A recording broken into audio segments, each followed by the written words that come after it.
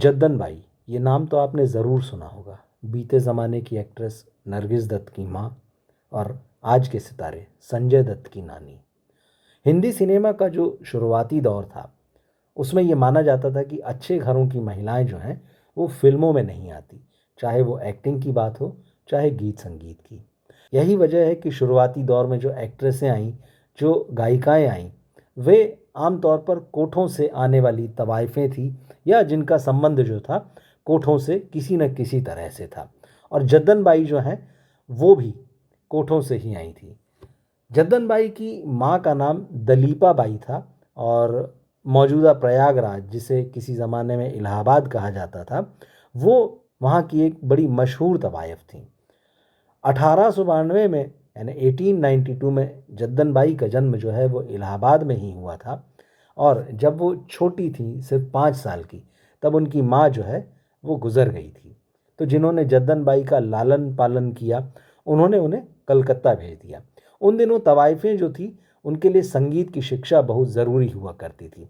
तो कलकत्ता में जद्दन बाई को उस्ताद मोइजुद्दीन खान से क्लासिकल संगीत जो है वो सीखने के लिए भेजा गया। और उस्ताद मोइजुद्दीन खान ने जो है वो जद्दन बाई को ठुमरी गाने में जो है वो एक्सपर्ट कर दिया।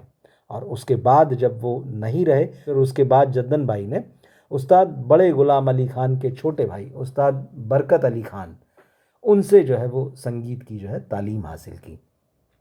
धीरे धीरे जद्दन बाई भी जो है वो अपनी ठुमरियों के लिए और गज़लों के लिए जो वो मशहूर होती गई।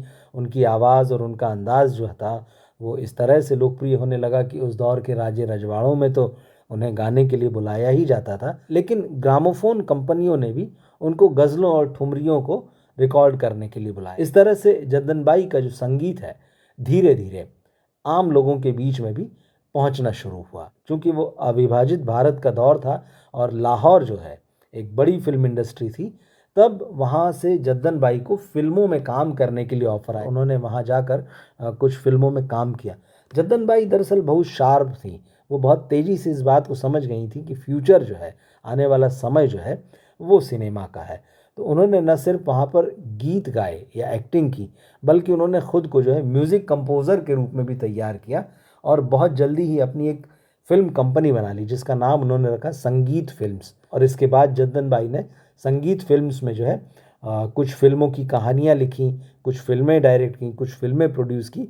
और इस तरह जो धीरे धीरे जो है उन्होंने अपने पैर फिल्म इंडस्ट्री में जमा लिए। और यही नहीं, उन्होंने अपनी जो बेटी थी नरगिस दत्त, उसको भी बतौर चाइल्ड आर्टिस्ट जो है फिल्मों में उतार दिया। जद्दन बाई का फिल्मी करियर तो अच्छा था, लेकिन उनकी पर्सनल लाइफ जो थी उसके बारे में काफ़ी इंटरेस्टिंग चीज़ें सामने आती हैं। जद्दन बाई ने उस ज़माने में 3 शादियाँ की थी।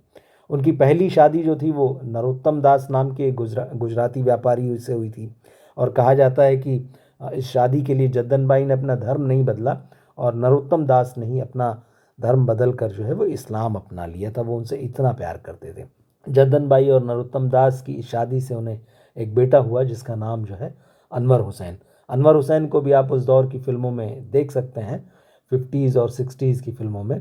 इसके बाद जद्दन बाई जो है उन्होंने दूसरी शादी जो थी तबला और हारमोनियम वादक नवाज़ उस्ताद इरशाद मीर खान से की। इस दूसरी शादी से भी जो है उनको एक बेटा हुआ जिसका नाम जो है वो अख्तर हुसैन रखा गया। और इसके बाद में जब ये शादी ख़त्म हो गई, जद्दन बाई ने जो है फिर तीसरी शादी की। और तीसरी शादी उन्होंने मोहनचंद उत्तम चंद त्यागी से की। और यहाँ भी वही ख़ास बात थी कि जद्दन बाई ने अपना धर्म नहीं बदला और त्यागी जो थे मोहनचंद उत्तम चंद त्यागी, इन्होंने अपना धर्म बदला और जद्दन बाई से शादी करने के लिए ये मुसलमान बन गए।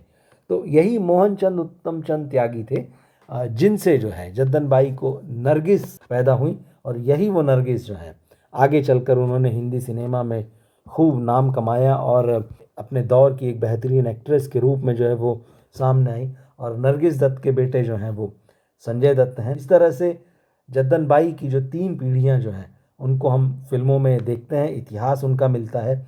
जद्दन बाई, उनका कंट्रीब्यूशन जो है वो हिंदी सिनेमा में बतौर म्यूज़िक डायरेक्टर है, बतौर सिंगर है और साथ ही जो है उन्होंने फिल्म प्रोड्यूसर डायरेक्टर के रूप में भी काम किया। मैं उम्मीद करता हूँ कि ये जानकारी जो है आपको रोचक लगी होगी। इस तरह के जानकारी परक वीडियो अगर आप देखना चाहते हैं तो कमेंट बॉक्स में हमें लिखिए। हमारे साथ जुड़े रहिए, हमारा चैनल सब्सक्राइब कीजिए, इसे अपने दोस्तों और फैमिली के साथ शेयर कीजिए। मिलते हैं फिर हम अगले वीडियो में। नमस्कार।